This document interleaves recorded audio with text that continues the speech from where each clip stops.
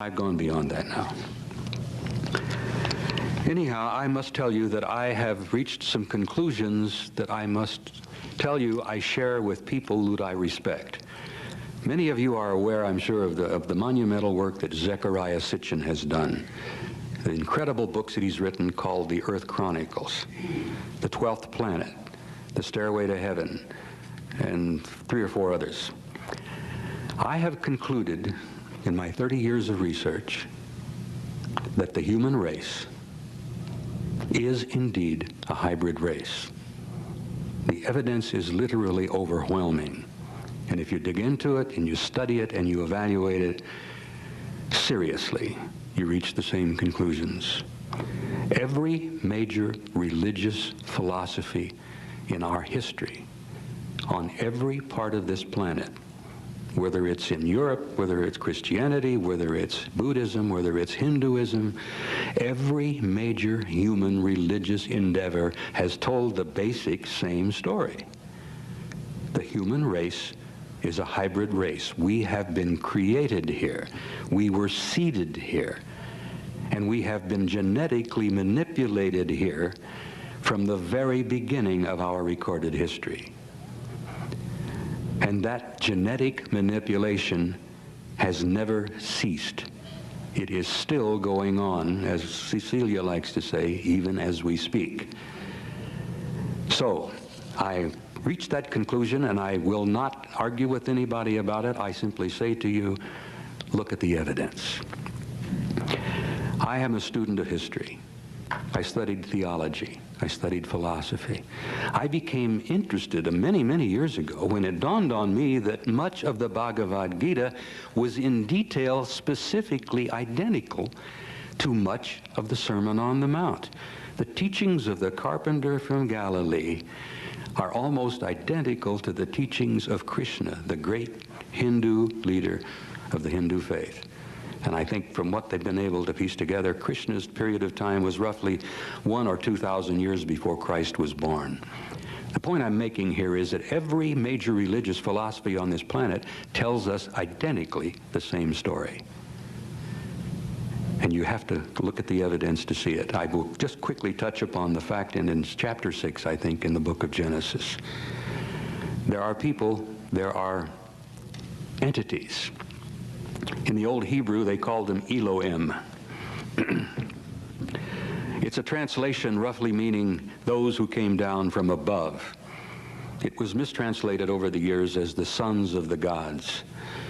But the Elohim in the book of Genesis are saying, and this is a quote, "Let us, plural, create man in our, plural, image." And when I was a boy, I used to ask my preacher, I used to go to Sunday school, my goodness, what does that mean?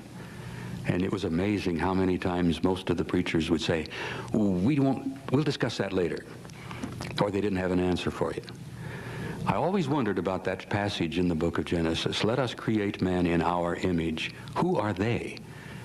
Who are the plurals? You know, I was told by the preacher that we were all created by God. Well, I began digging and digging and digging, and I was a very nasty little student. I never accepted a lot of their answers. And I have to share this quickly with you. My wife was also thrown out of the church a few years ago for taking on the Vatican and the Catholic hierarchy about the same kind of issues. And I'm very proud of her for that. Anyhow, where am I here? All right, the human race is a hybrid. We have been seeded here. The evidence is overwhelming, and I refer you to Sitchin's work. And in my book, which is coming out this summer, I have about a 10-page bibliography of other works that you can research and find out what I'm talking to you about. Apparently, this seems to be what has happened. Several 100,000 years ago, an intelligent race from somewhere else out there came by the planet, knew of the planet, stopped at the planet, and found a developing form of life here. Now, there are theories that the original seeding itself was done by an intelligent race from other places. But some of the theories have stated that this advanced intelligence was on an excursion, a trip, and they stopped off here and found a developing form of life and decided to manipulate that developing form of life into a higher form. And they've been involved in that off and on, but continually, for at least 100,000 years. When I studied anthropology some years ago, I always wondered why poor old Neanderthal suddenly disappeared in terms of time, a few centuries. And this new form, completely new form, which we call Cro-Magnon, appeared. What happened to poor old Neanderthal? Who is Cro-Magnon? Well, look around the room. You'll see Cro-Magnon here right today. But in terms of geology, in terms of anthropology, in terms of evolutionary theory, none of that seemed to make a lot of sense. You don't have evolution working that fast. Then there were other little curious things taking place. Why, about 5,000 BC in Sumer, did all kinds of things happen at once? A literal eruption of civilization taking place in the Euphrates and Tigris and Euphrates valleys. I mean, civilization blossomed and bloomed almost overnight. The people were taught, or they learned, agriculture, irrigation. They built cities. They knew how to plant farms. They knew how to harvest. They knew how to develop intricate governmental systems. They developed a military idea. They developed a very intricate theological and philosophical philosophy. And where did this all happen? Why did it all happen literally overnight? Well, Zecharia Sitchin, in his absolutely monumental work, clearly has the answer. In the great Sumerian tablets, in the cuneiform tablets, which preserve the complete history of the Sumerian people, the evidence is all there. Sitchin is probably one of about 10 people on the planet who can sit down and read cuneiform tablets like you and I read the morning paper. And he's a man of great respectability. He's a scholar, he's a scientist. No one wants to argue with Zecharia. They'll take von Daniken on and they'll argue with Eric and call him names and say, look, you screwed up here, you made a mistake there. But no one that I am aware of has ever challenged Zecharia Sitchin, because he has the tablets, he has the information, and he says, look, it's all there.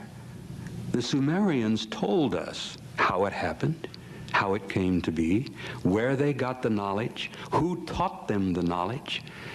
And this fits, and I tell you it does, fit perfectly with every other story, myth, legend, history of every people on this entire planet.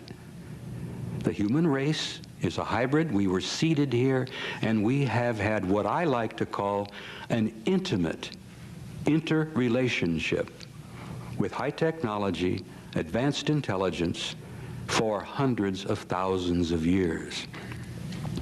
Now, the crucial thing is that it's still going on. It hasn't stopped. They are still involved. And the big question has been for many of us is, who the hell are they and what are they doing with us? Which ties in perfectly with the ancient philosophical questions that each and every one of us has asked. Who are we? Who are we? How did we come to be here? What are we here for? And where are we going? And this is, if you remember from your own teachings, education, in school or church, the basic questions that human beings have been asking since the beginning of time. Who are we? Why are we here? And where are we going? And now in the last 25, maybe 50 years, enough people on this planet have seen enough evidence. They have had literally some of the facts and some of the evidence rubbed on their nose. And the world, the people of the planet, are slowly beginning to pay attention. And that, to me, is the part, the gratifying part, which has kept me involved in this and kept me committed in my small way to bring some of this information out not to preach to you, not to have a crusade of any kind, but simply to tell you that you are a special species. The carpenter from Galilee tried to explain it. Krishna tried to explain it. Mohammed tried to tell the story. Zoroaster tried to tell the same basic story. The Buddha even tried. Why is it that it's taken us so long to begin to grasp a little of the reality of who we are, why we're here, and what's going on? Well, my commitment to this thing has been growing over the years, and I will tell you that I'm involved in it, I'm committed to it, because I think that time is running out. I don't think it's going to be much longer before you see most of the answers. And the reason I share that with you is that I'm not trying to frighten you. And again, I'm not trying to preach or proselytize. I'm not trying to lead you in any direction. But I'm trying to say to you that in the next very few short years, you're going to be seeing things and you're going to be experiencing things that are going to literally change your life in ways you have never dreamed or imagined. You are going to learn who you are. You're going to find out why you're here. And you're going to find out where you're going. And you better be ready for it.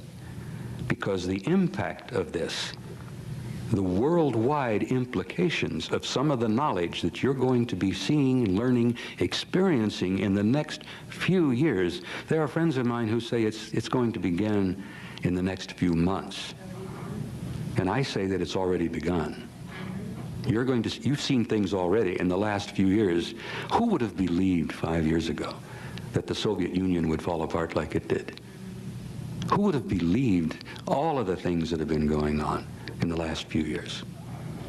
Who would have believed that George Bush would lose the election after the Gulf War? You know, at one time he was, what, 80% in favorable zone or something like that? And then old George lost it by a landslide. I mean, we're experiencing things even right now that are mind-boggling. And you look in the morning paper and you think, my God, what's next? Well, I'll share with you a few of the things that I've concluded are happening. Now, I'll have to jump back a little bit and talk to you about the fact that who were these people? Who are they? What in the world is happening that an advanced intelligence, an advanced spiritual, civilized society out there somewhere has an intimate involvement or interest in us? Why? Well, they created us. They caused us to be. I had a nagging suspicion that this kind of seeding has gone on all over the galaxy. But who are these people, and what are they doing here? And what is really happening here? Well, let's look at some of the facts.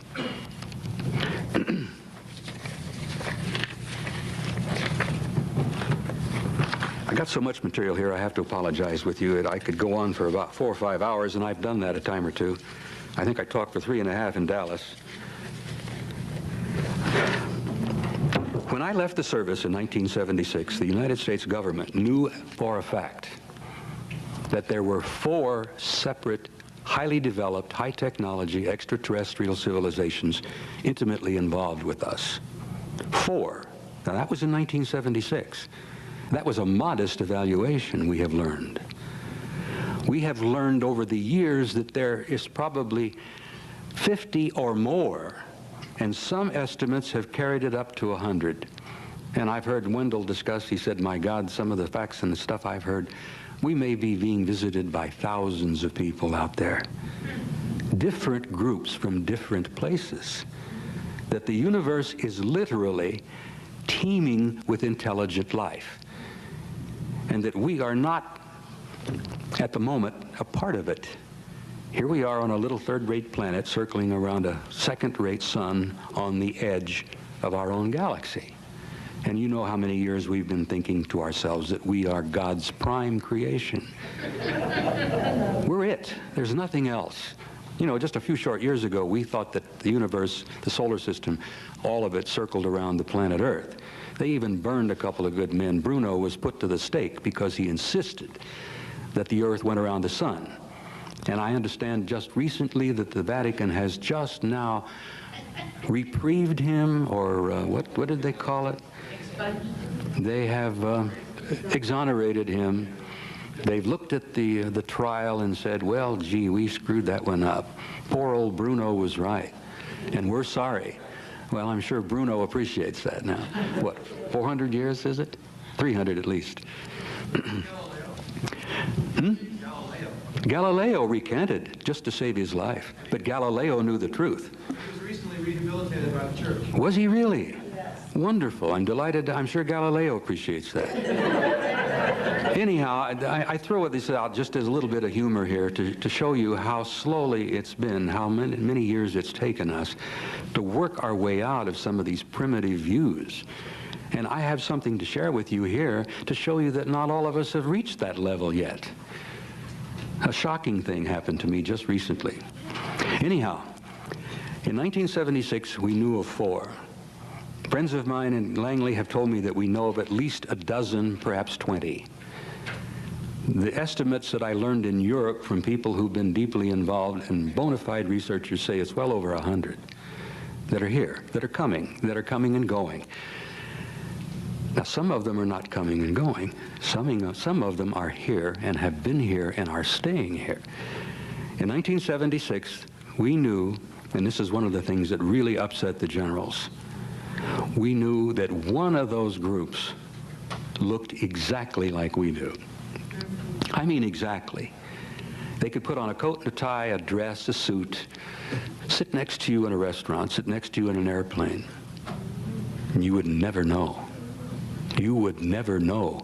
And if you don't think that bothered the professional military people who are primarily paranoid, because we're trained to be, and I tell you from my own experience, we were trained to be paranoid. It was the nature of our business, and I think Graham will agree with me here. I know Wendell will, that the military point of view is a paranoid point of view. The idea that there was an intelligent, high technology, high civilization from somewhere else here in our midst drove them up the wall. To consider that somebody could be walking up and down the corridors of SHAPE headquarters who was not literally human, or could be walking up and down the corridors of the Pentagon, or, God forbid, in the White House, or 10 Downing Street. Oh my God, this nightmare went on and on and on. They looked exactly like we do. And some of the government contacts that have taken place where we have spoken with them has purposely proven that. I mean, beyond a doubt. Some of them can put on a military uniform, and you'll never know. That drove the generals crazy. It affected a 4-star Air Force general that I knew in 1964 so badly that he ended up putting in for retirement not too long after that. The air deputy was named Robert Lee. He worked for General Lemnitzer. He was the U.S. Air Force air deputy in 1964. He'd been an old friend of Curtis LeMay's. They chewed cigars. They went to school together. LeMay, as you remember, was the commanding general of the Strategic Air Command. Well, Bob Lee was a fine soldier, a fine military airman, highly decorated, highly respected. And when he read this assessment, his aide told me that the old man sat down, threw his hat across the room and said, "Good God, do you know what this means? Just think for a moment. Everything we've got, our missiles, our satellites, our rockets, our planes, the hydrogen bomb, everything we have that we point with pride means nothing." And it was a shock to the old man. It really affected him badly. He wasn't ready for it. And he literally did put in for retirement not long after that. The psychological effect on him was horrendous. But now consider for a moment that we've got intelligences. We have high technology, advanced intelligences coming and going, some of them staying here, in our midst, being intimately involved with an interrelationship with us for not only hundreds but thousands of years. My God, can you consider the implications? How do you, as an elected government, go out on TV someday and tell the people that this is what we have concluded? Now, for many years, I was impatient as hell about my government's refusal to address the issue and share it with us. The reason I got angry about it is that you guys are the ones who are paying the bills. You're paying for the programs. You're paying for this enormous project over here at Groom Lake, just a few miles away. If you knew how much you were paying for that, you'd have a fit. If you knew what they were doing with your money. They're spending $50 billion of your tax money every year under black projects. Programs where they do not have to go to Congress to explain where that money is going. $50 billion a year. It jumped from 35 to 40 to 45, and now it's 50. My God, look at the national debt. How much longer are we going to be able to put up with that?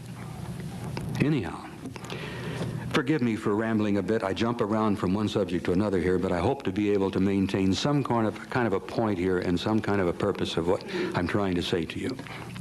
A question came up yesterday. A lady in the back asked about what's been happening over Los Angeles lately. With a rumbling sound, the seismometers have been going off. People are looking up. They're thinking they're in an earthquake. Well, that is a program that you've paid for called Aurora. It's a high-tech aircraft that's not very practical. It guzzles fuel like you wouldn't believe. It makes noise. My God, it makes so much noise it has to fly at 80,000 feet to keep from popping people's eardrums. Oh, it does indeed go 8,000 to 10,000 miles an hour. And yes, indeed, it can go into orbit and come back down again.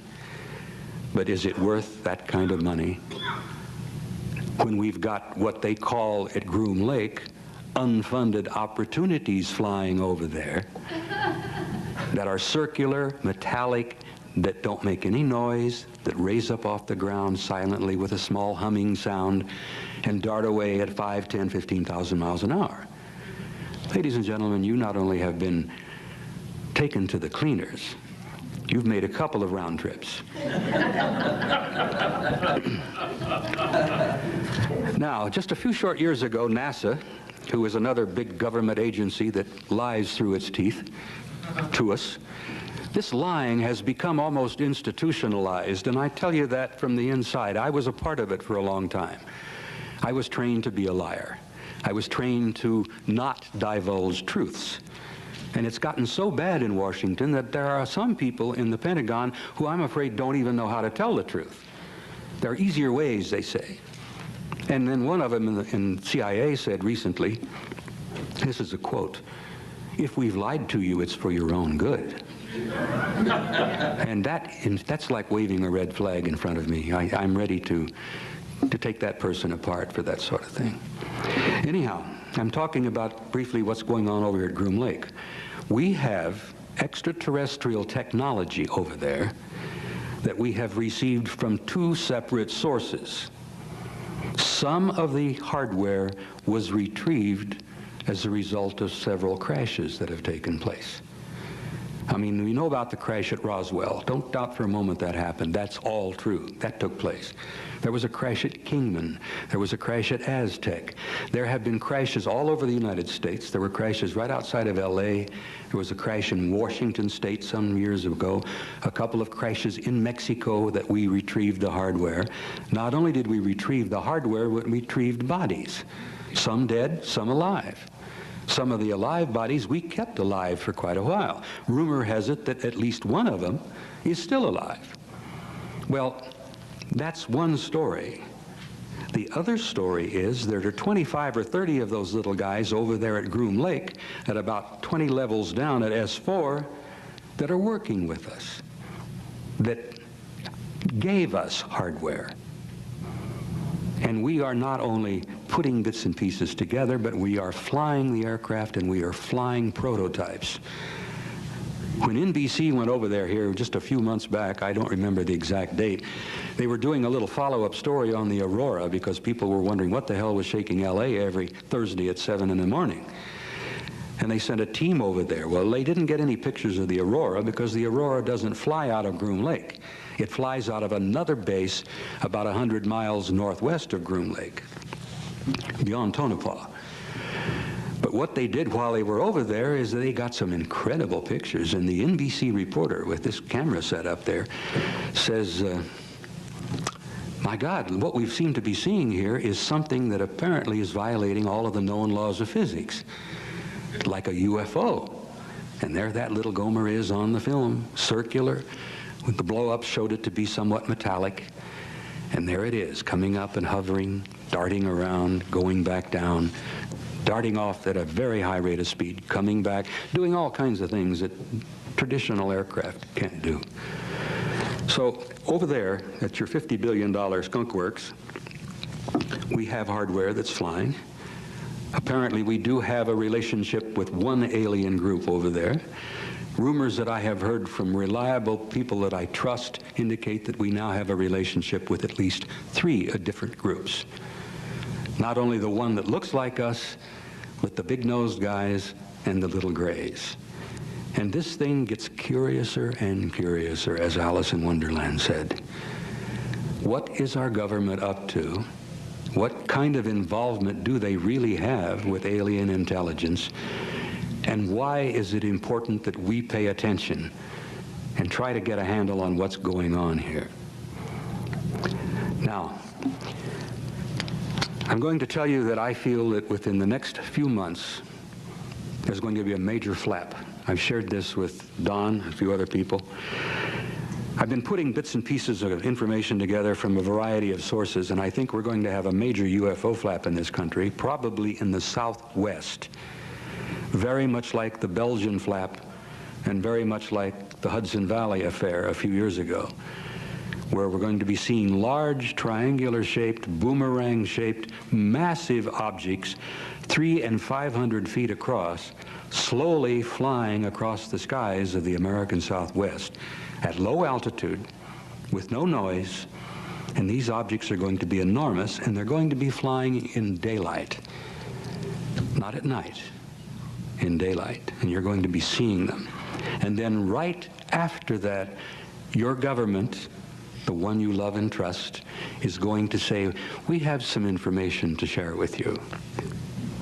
And they're going to tell you a little bit about why they've lied to you for so much, for so long, and how they tried to protect you because they determined that you were not able or ready to deal with this information. Well, I disagree with that. I strongly and violently disagree with that. We're not sheep.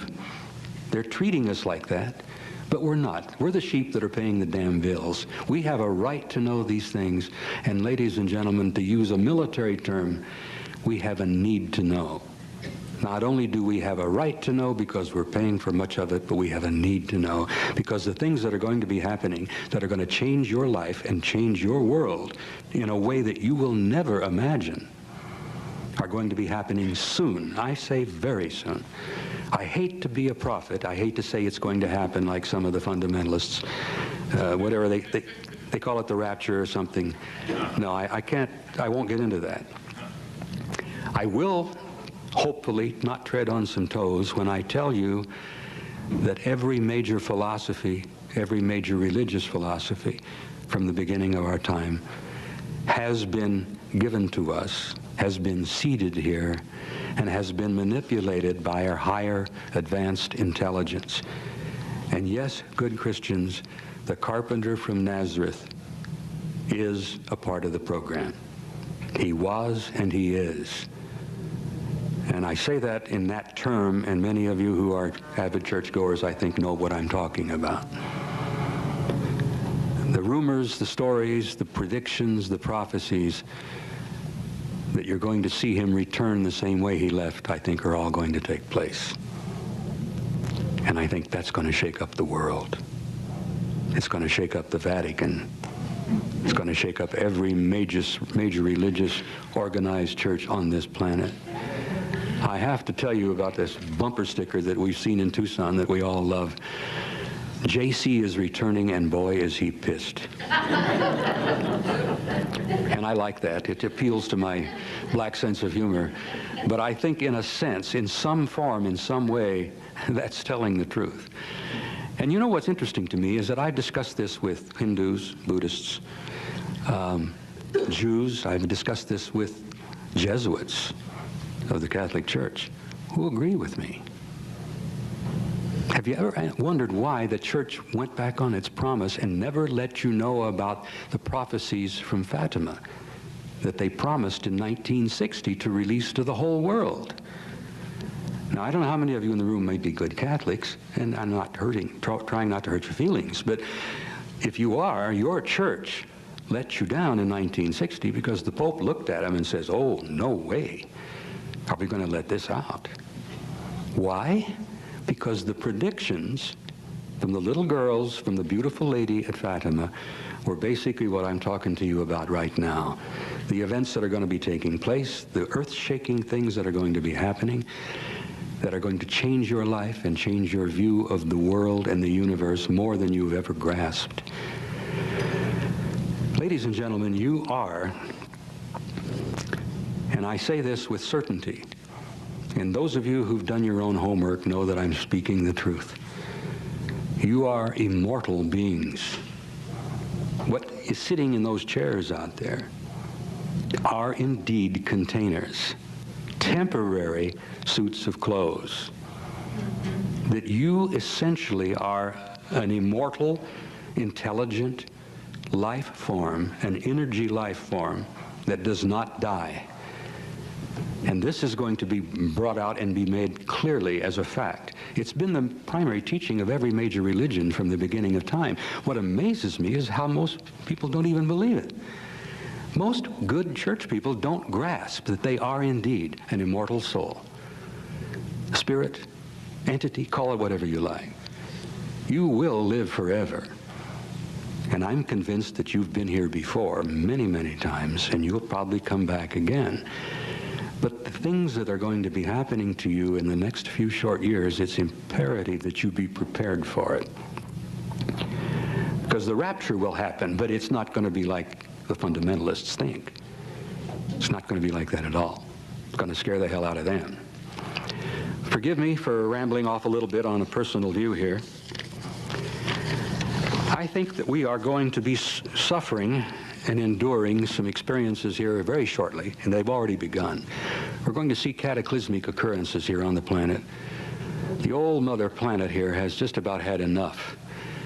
You're going to see earthquakes, you're going to see volcanoes more and more and more. You're going to see tidal waves, you're going to see hurricanes that are going to literally obliterate large cities along the coasts. You're going to have cases where the cities will disappear beneath the sea. And as Casey said, you're going to have some more cases where cities are going to come up from the bottom of the sea that we haven't seen for 12,000 years. The world is going to suffer and endure some pretty horrible cataclysms very, very soon. But that's only part of the story.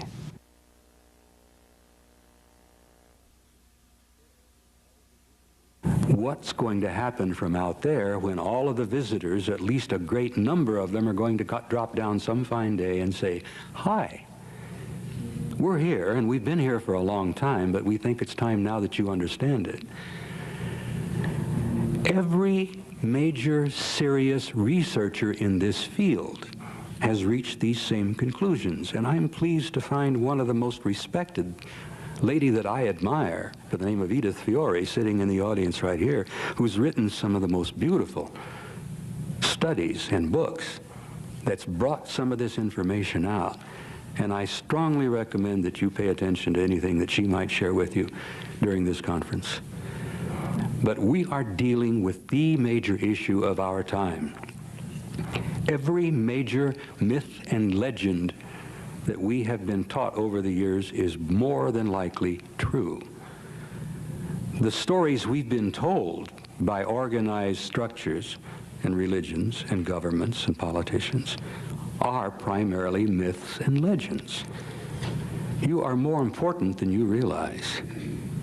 You are an everlasting, immortal life form with intelligence, with a curiosity, with not only the right to know, but a need to know some of the information that I've shared with you.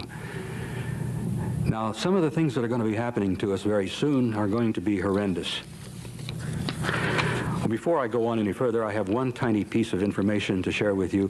In 1979, Victor Marchetti, who was the former executive assistant to the deputy director of the CIA, said, "We have indeed been contacted."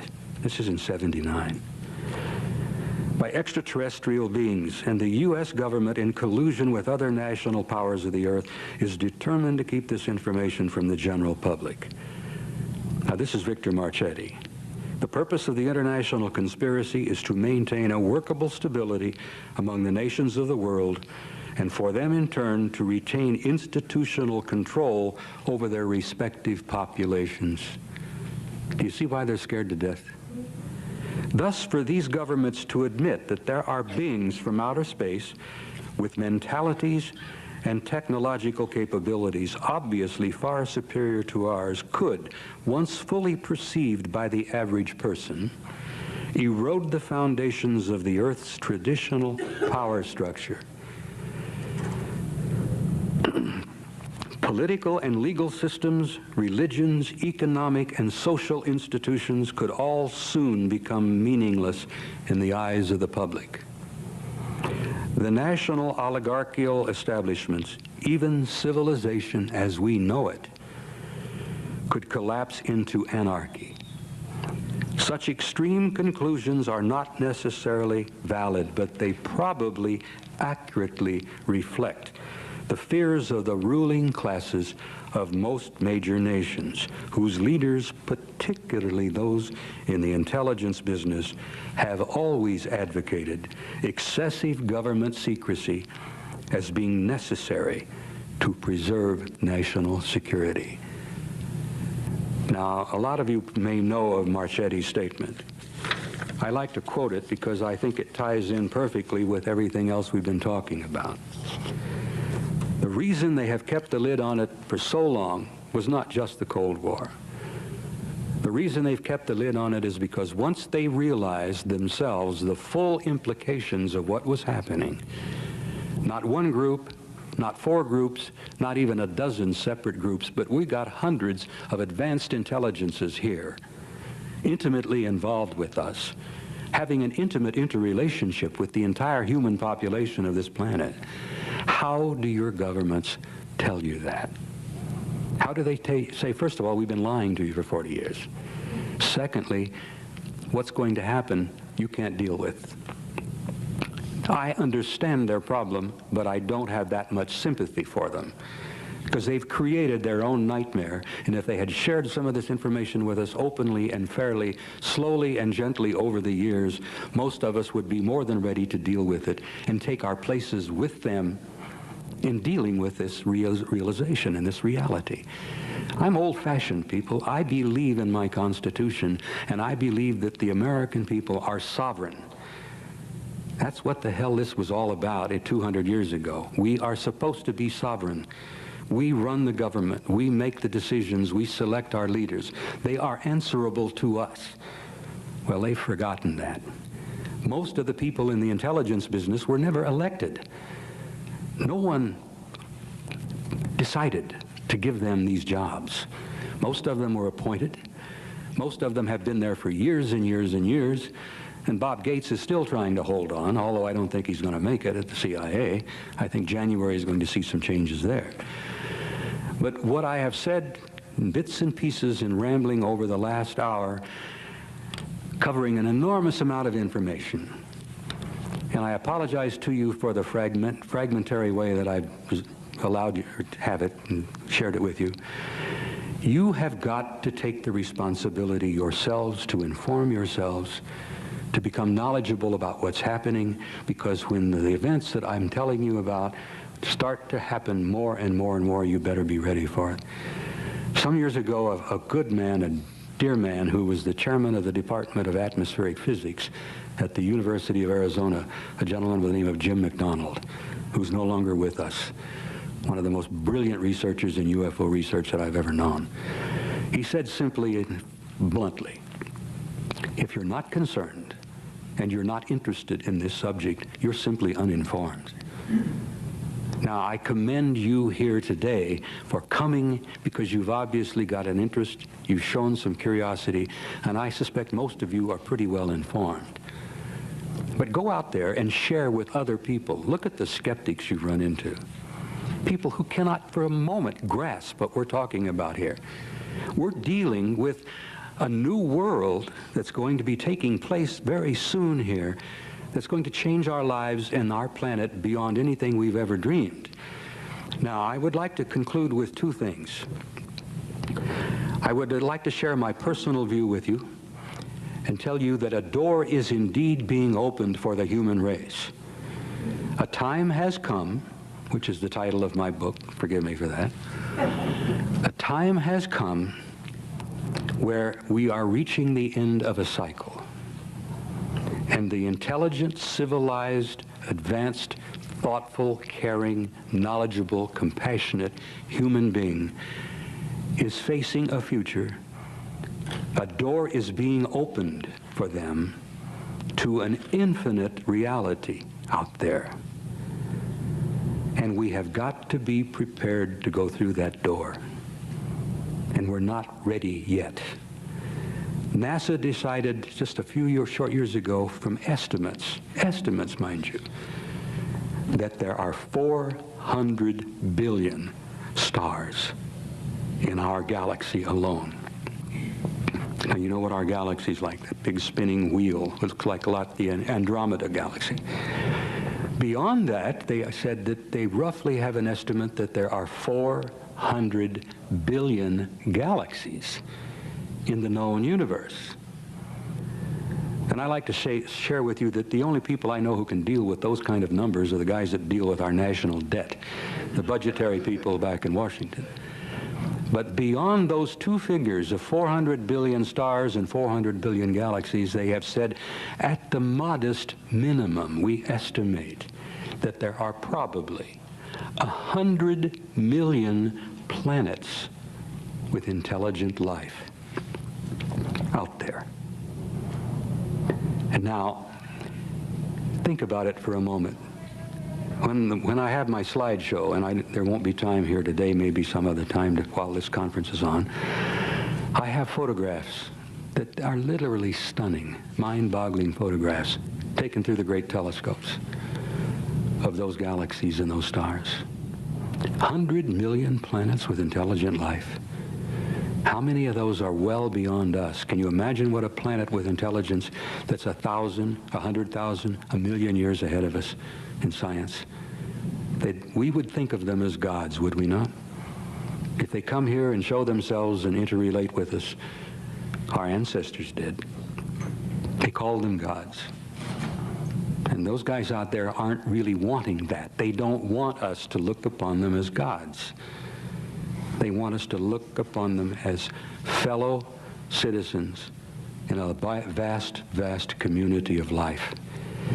Now, we're going to have to be prepared to go through that door that's being opened for us.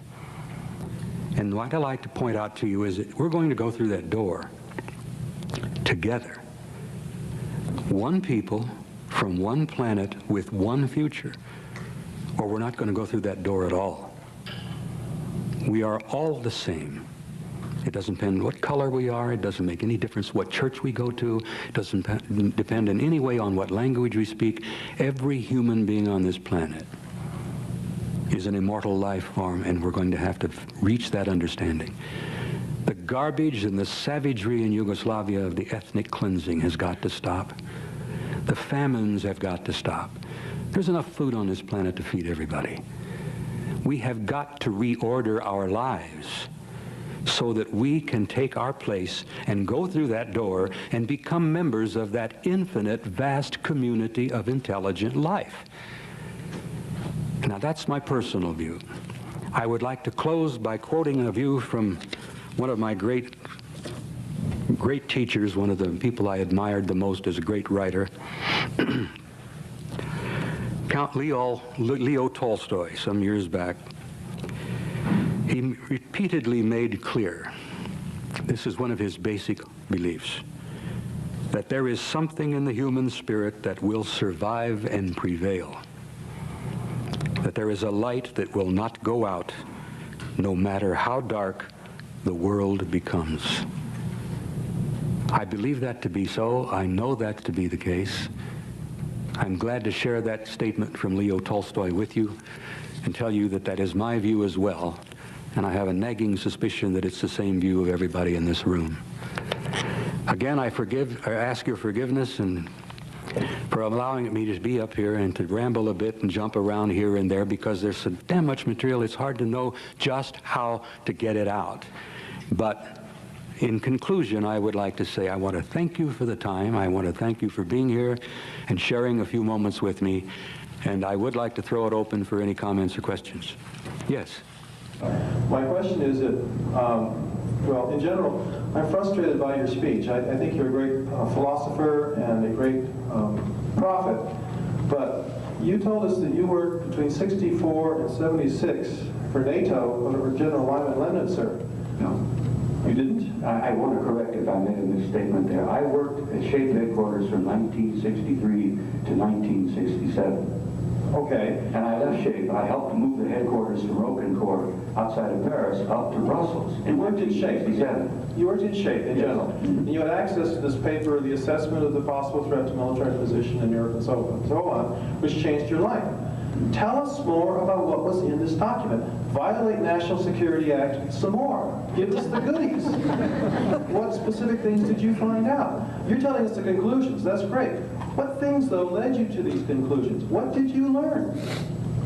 To spill the beans. I know what you want, Eric. I know you want the whole nitty-gritty here, and I don't think there's really time to give it all out. I did not bring the... Let me make a point clear here. If I had copied the document, which I was tempted at one point to do, I'd have probably been now living at a place called Fort Leavenworth, Kansas, the Army Disciplinary Barracks, which is a top prison there. I did make notes, and I did rehearse, and I did study this thing. I couldn't put it down. It was filled with documents. It was filled with photographs. It was filled with incidents. Just to give you a few little incidents, there was a case involving a Danish farmer just outside the city of Aalborg in northern Denmark, where he and his wife were sitting down to dinner one evening. He heard a commotion in his pasture. He went to the door. I can just see him with the bib around his neck, with maybe a chicken bone in his hand, looking out the door, and he saw a silvery, disc-shaped object about 35 feet in diameter, about 10 feet thick, sitting in his pasture. As he stood there, a door opened, a ramp came down, and two human beings came down the ramp, smiled at him and his wife, raised their hands, and invited him aboard in perfect Danish. The old man went aboard. The wife is still standing there with her mouth hanging open. The ramp goes up, the door closes, off the object goes. It was gone for an hour. In the meantime, the hysterical housewife calls the local police, who calls the local military, and an hour later, there must be 50 or 100 people all milling around the house and in the pasture, and the object comes back, lands in the pasture, the door opens, the ramp comes down, and the old man comes down just babbling with excitement about what he has seen, where he's been, what they told him. Well, needless to say, the military grabbed him, hauled him away, and debriefed him for about a week. One small incident. Another incident involving an airfield in northern Italy in 1963, the year I was assigned there. A young Italian Air Force sergeant guarding the runways at 3 in the morning, 2 days before Christmas. Colder than hell at that hour, because this was just a few miles outside of Livorno, which is in northern Italy, at a NATO air base. An object comes down, lands on the runway, a door opens, a ramp comes down. Two human beings, not little gray fellows, come down the ramp and in perfect Italian speak to the sergeant and invite him aboard. The kid was only 23. He said during the interrogation, during the debriefing, he said, I was so scared I didn't know what to do. What was so sad is that he was so frightened, his bladder released, and he wet his pants. And he was so frightened he didn't go aboard. He didn't take an opportunity to go and take a trip with him. They smiled and waved and got back in the ship and left. Now, other incidents that have taken place are not quite so benign. A Turkish Air Force fighter with 2 crew members aboard in late 1963, before the document was published, were vectored toward a large metallic UFO a few miles outside of Izmir in Turkey. The Turks were and are members of the NATO alliance. They're members of SHAPE. The object was vectored toward an enormous metallic signal. They had both the jet and this big object on radar. The two came together. It was one blip, no jet.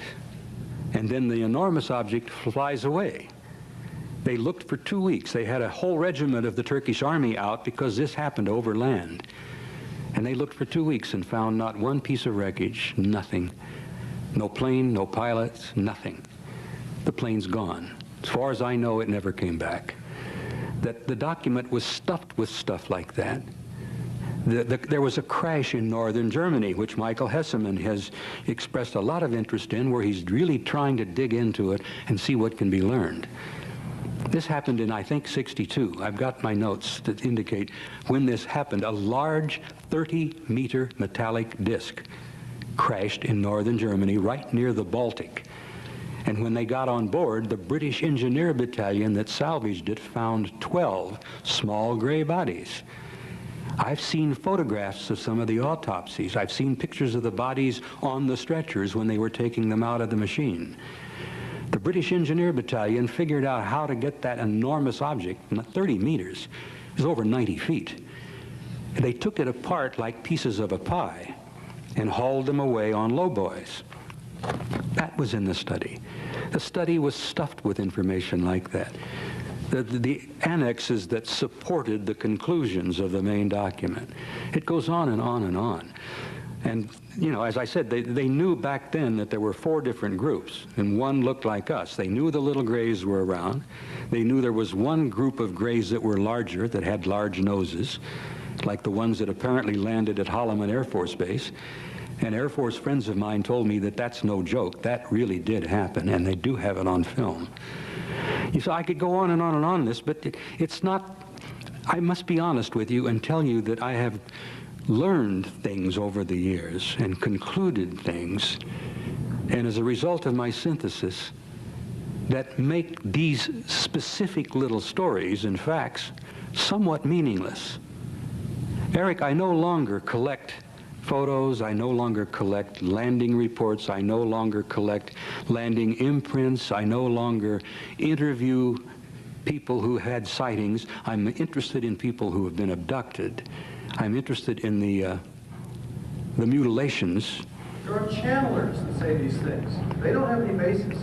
You do. We need to hear that basis. Eric, I'm working on that. This last trip to Europe, I spent almost a week with Timothy Good, and many of you who are UFO researchers know who Tim is. He's a most reputable, very reliable, very intelligent young man. Young, he's 50, but he's still young in my view. Tim has been working closely with me and a gentleman who is the last surviving 5-star admiral in the world, Admiral Sir Peter Hill Norton, who was Admiral of the Fleet. He was the chief of the British Defense Staff for many, many years, which is the equivalent of what Colin Powell is now as the chairman of our Joint Chiefs.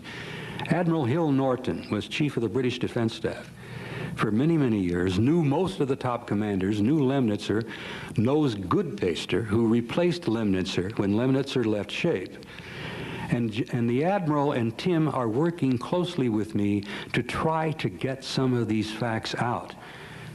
When the article appeared in the National Enquirer, one of the reporters went down to visit an old friend of mine, a retired French Army colonel who lives in the south of France by the name of Jean Favre Darcier. They got a hold of Colonel Darcier and they said, this guy Dean's made an incredible statement here. Is there anything to this?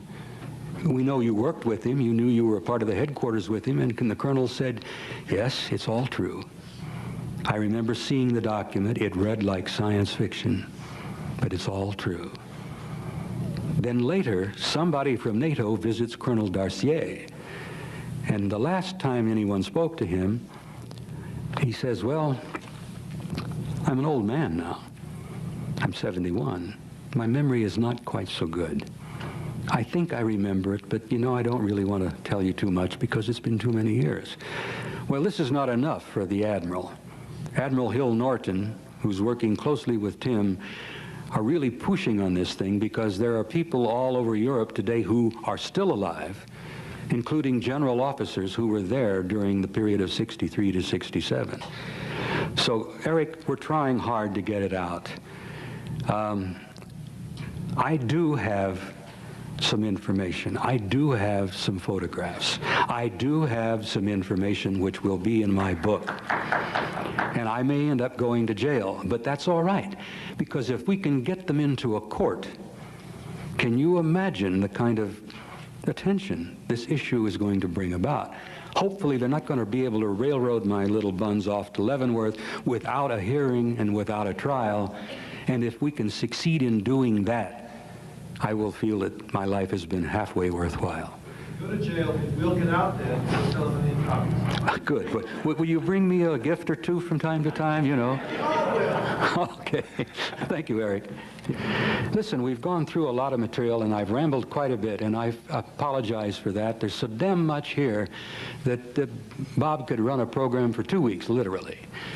But I want to thank you for your time. It's been a pleasure for me, and thank you for listening, and I enjoyed it.